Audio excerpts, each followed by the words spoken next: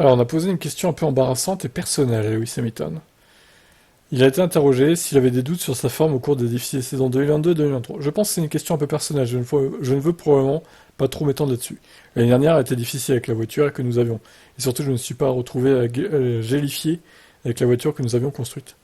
Gélifié, what? Et donc ne pas être capable de vivre au potentiel auquel je suis capable de courir. Quand vous êtes gêné par l'équilibre, c'est similaire pour tant de pilotes. Le but est d'orienter la direction de développement afin que vous puissiez éventuellement montrer votre potentiel et ce dont vous êtes capable. Grâce à un travail très dur, je pense que nous commençons à y arriver. Et je pense que vous avez commencé à le voir.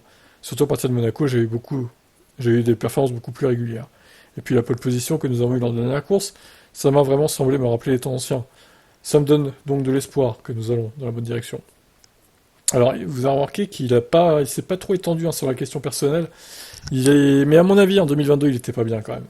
C'était l'année d'après Abu Dhabi 2021 qui a laissé une trace psychologique énorme, je pense, dans son esprit. Même s'il l'avouera vraiment jamais, hein, on peut comprendre, hein, vu ce qui s'est passé. C'était un vol à l'étalage. Donc je pense qu'il était pas très très bien en 2022 quand même. Surtout le fait que la voiture soit pas bonne, ça s'est rajouté en plus.